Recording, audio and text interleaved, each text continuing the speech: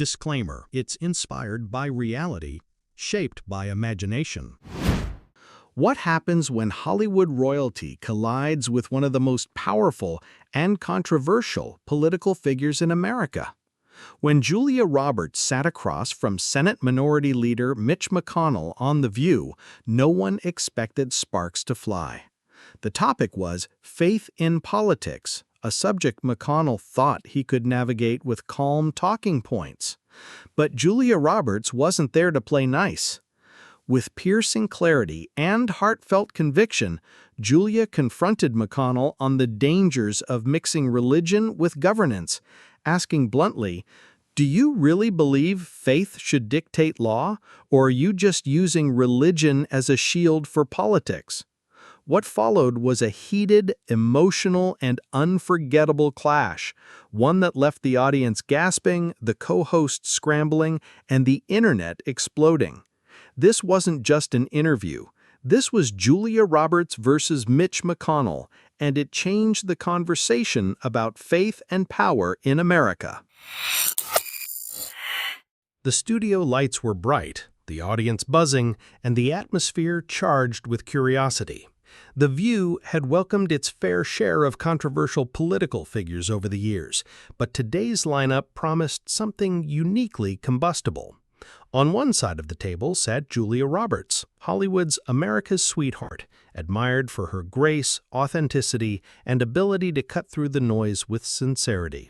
On the other sat Mitch McConnell, Senate Minority Leader, a man who had weathered decades of political storms with his trademark slow drawl and calculating composure. At first, the conversation was polite. Whoopi Goldberg, as moderator, introduced McConnell with practiced neutrality, highlighting his long tenure in the Senate and his role in shaping American politics. She then pivoted to Julia, acknowledging her not just as an actress, but as someone who had increasingly spoken out on social and cultural issues. "Thank you for being here, Julia," Whoopi said, smiling warmly. Julia leaned in with that disarming grin millions had come to know. "Thank you for having me. It's always interesting to be at this table." The audience chuckled knowingly. McConnell nodded politely, his hands clasped before him. "Happy to be here," he said in his deliberate tone, the hint of a smirk tugging at his lips. "It's good to have these conversations, even when they're tough." That tough was loaded, and Julia caught it. Her smile didn't falter, but her eyes sharpened just slightly. The conversation began with broad strokes. Joy Behar, never one to mince words, asked McConnell how his faith had guided him through decades in politics. McConnell launched into a measured response, framing faith as a, quote, moral compass and a, quote, stabilizing force in turbulent times.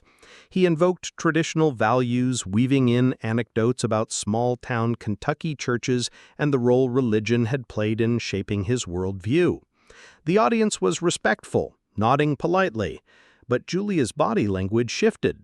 She leaned back in her chair, arms crossed ever so slightly, signaling that she wasn't buying into the narrative wholesale. When it was her turn to respond, Julia's tone was warm, but there was steel underneath. "I grew up in a household where faith was important," she began, her southern lilt soft but deliberate. "But I was also raised to believe that what you do with that faith, how you treat people, how you listen, how you care, matters more than the rituals or the labels." The audience murmured in agreement.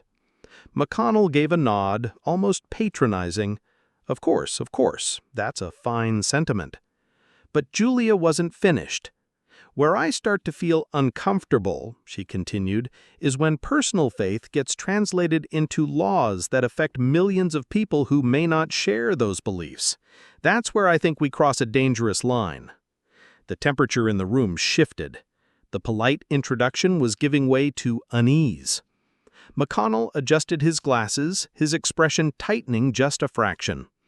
"Well, Julia, with all due respect, this country was founded on faith-based principles. We can't ignore that history. And it's not about forcing religion on anyone. It's about preserving values that have stood the test of time." Julia tilted her head, her smile now faint and sharp. But whose values? And at what cost? The audience reacted audibly, a mix of applause and nervous laughter. Whoopi tried to step in, smoothing the tension with a transition. Okay, we're already diving in deep. Let's keep it constructive. But the stage was set. The polite exchanges were giving way to something heavier, something raw. Julia wasn't there to let McConnell's polished talking points slide by unchallenged, and McConnell, for all his practiced calm, wasn't about to cede the floor to a Hollywood star without pushing back. By the end of Act 1, both were smiling, but the air was electric with tension. The unease was palpable. The audience could sense it. This was no ordinary interview. The collision course was already mapped out. Faith, politics, and power were about to ignite in full view of millions. The tension that had quietly hummed through the polite introductions now began to thrum like a live wire. The studio audience leaned forward in their seats, sensing the conversation had tipped into dangerous, uncharted territory. Sunny Hostin, always sharp in her questioning, turned directly to McConnell. "Senator, you've mentioned preserving values, but many Americans feel that when faith enters legislation, it often excludes or even harms those who don't share the same beliefs. For example, debates around reproductive rights, LGBTQ+ protections, even voting laws. These often lean on religious framing. How do you justify that?" McConnell gave his trademark half-smile, the kind that suggested patience, but also irritation. "Sunny, I think it's unfair to suggest that faith-based values inherently harm people.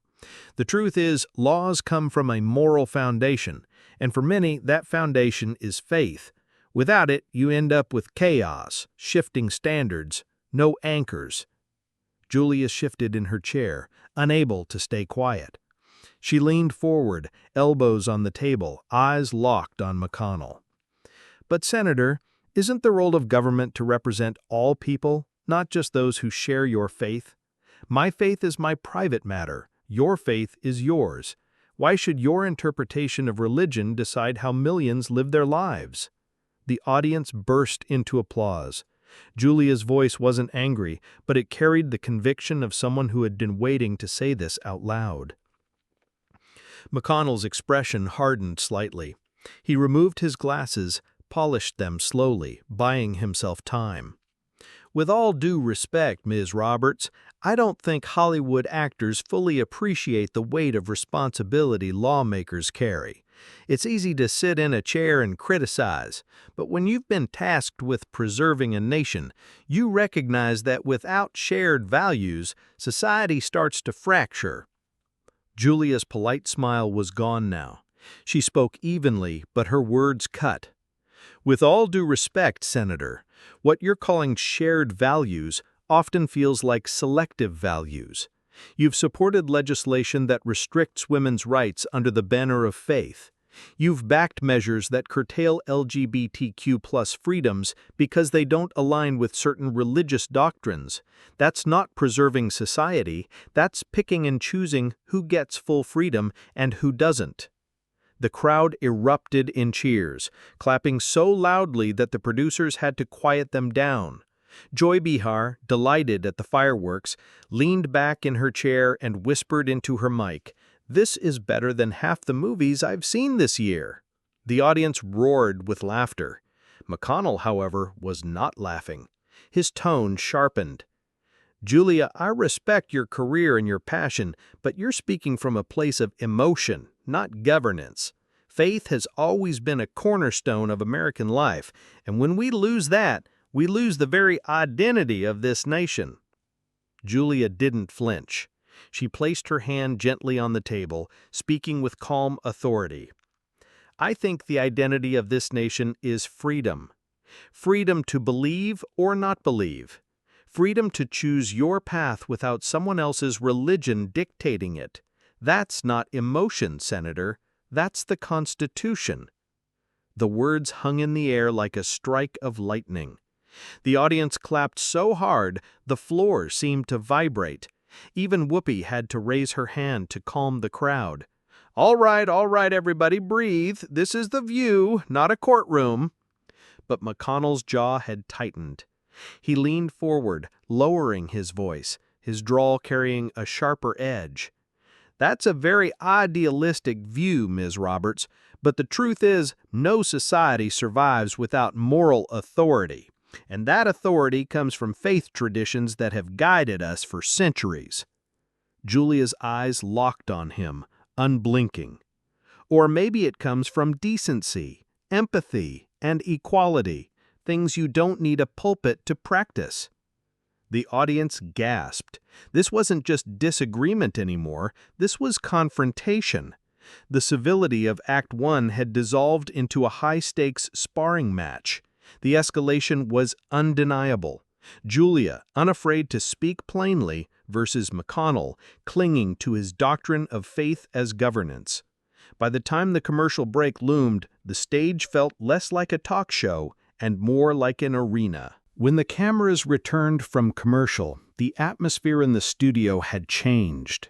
The air was heavy, the tension sharp, and every viewer at home could sense it.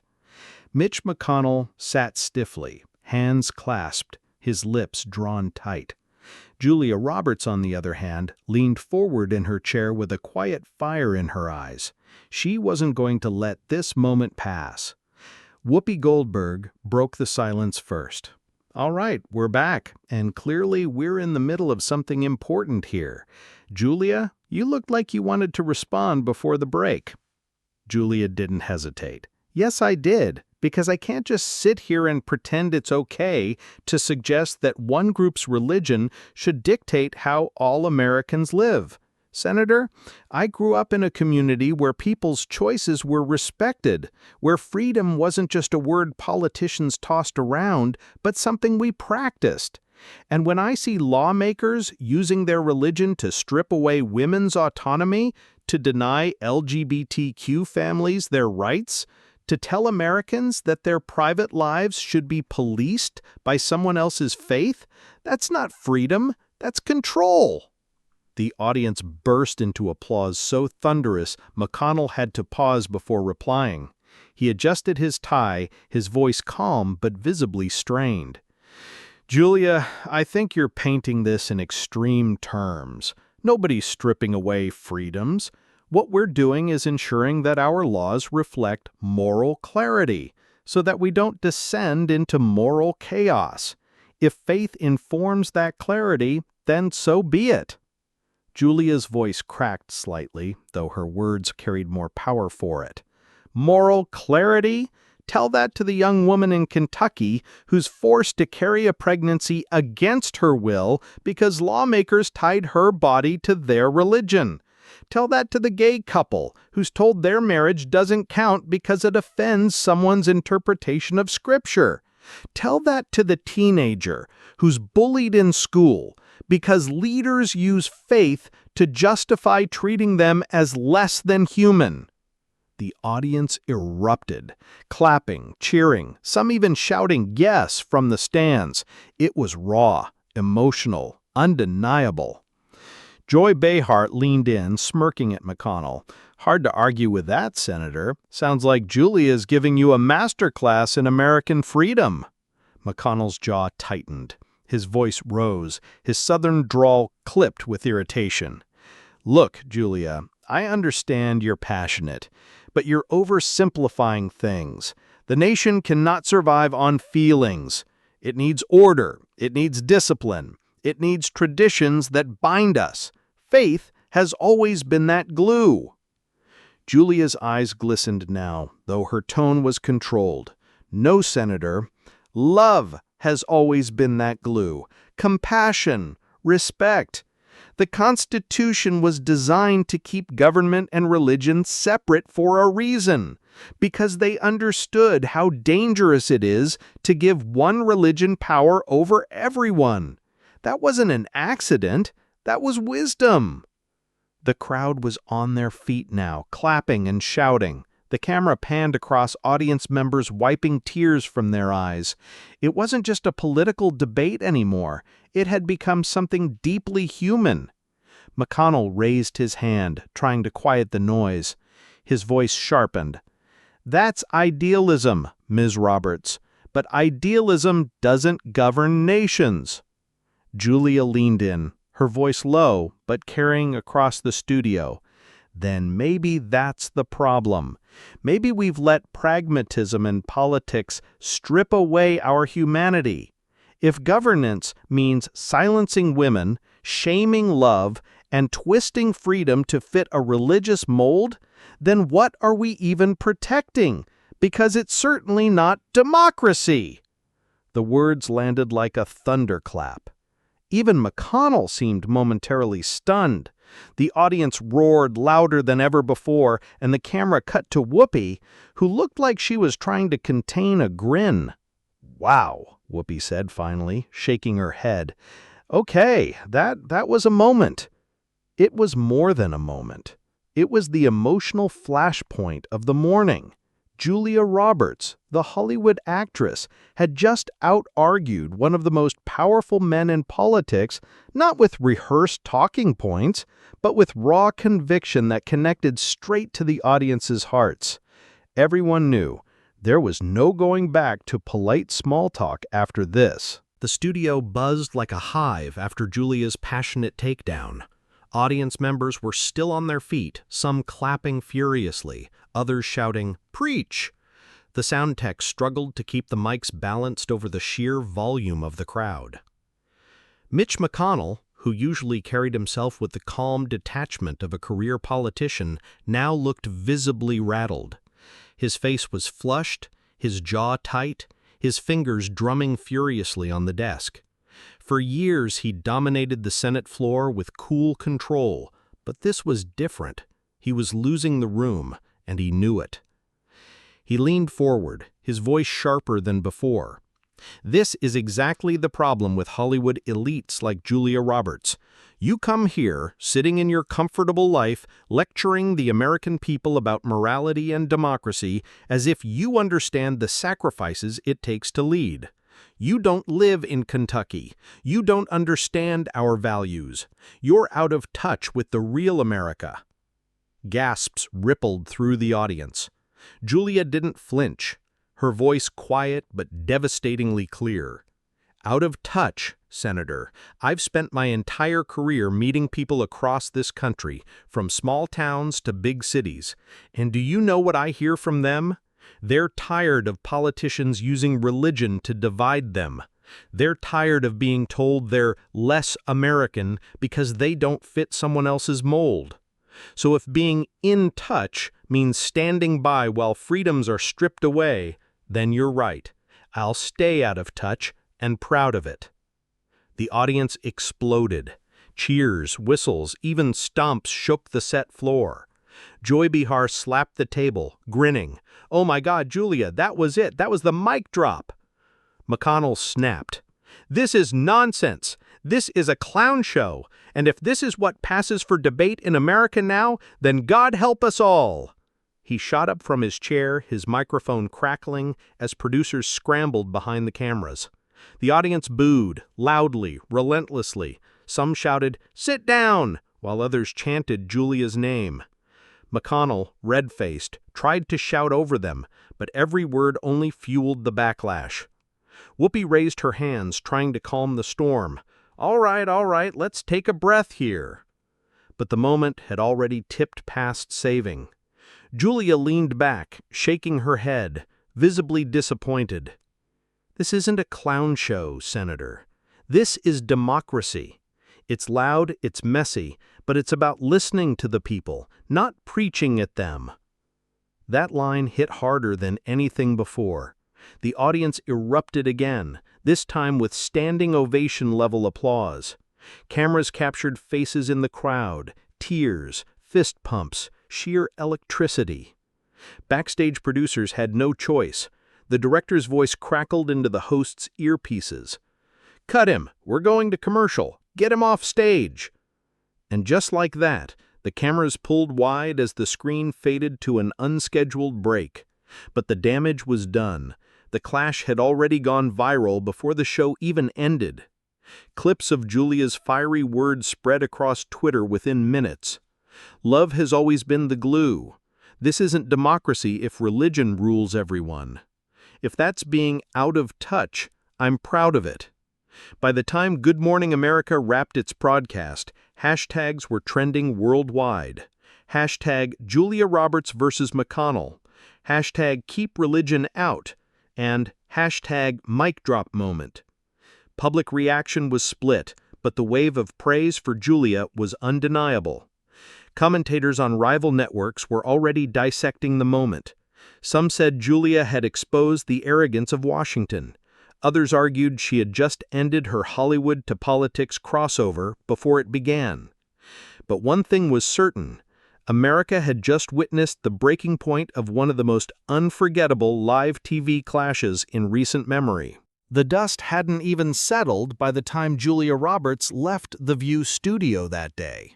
Producers huddled, audience members milled around, buzzing with adrenaline, and Mitch McConnell's team rushed him out a back exit to avoid cameras. But for Julia, the energy of that clash lingered. It wasn't just another celebrity appearance. It felt like something far larger, something that had cracked open a national conversation.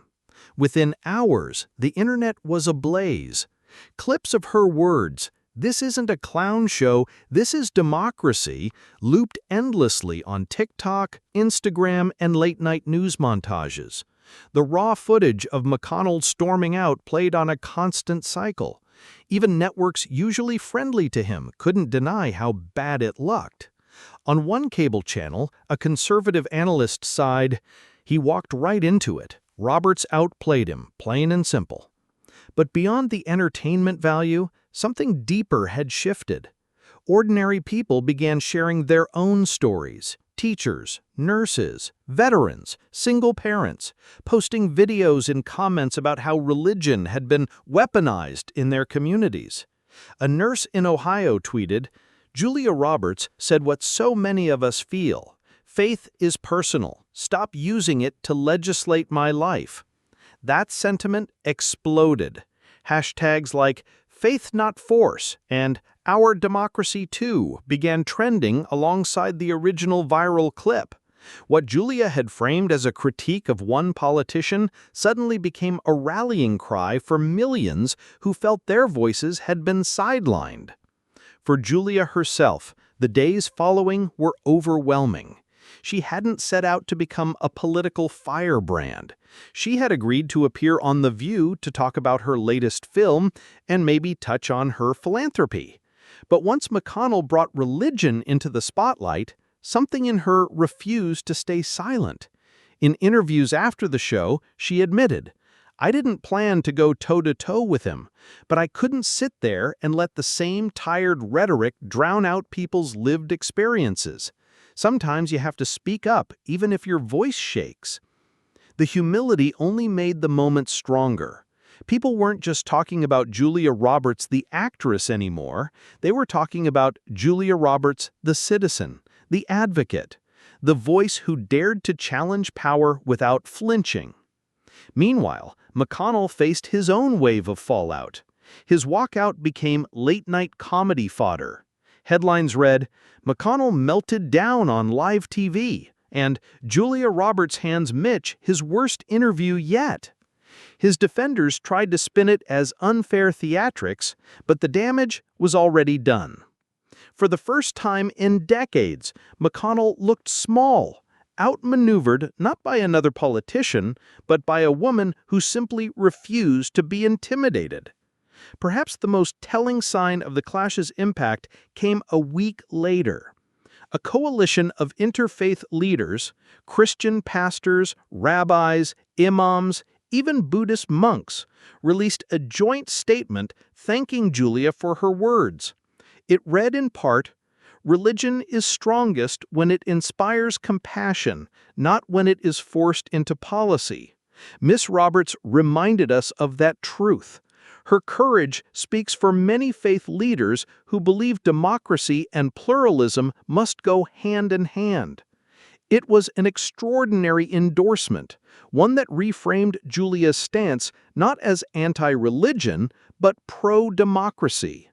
Looking back, analysts called it a watershed moment.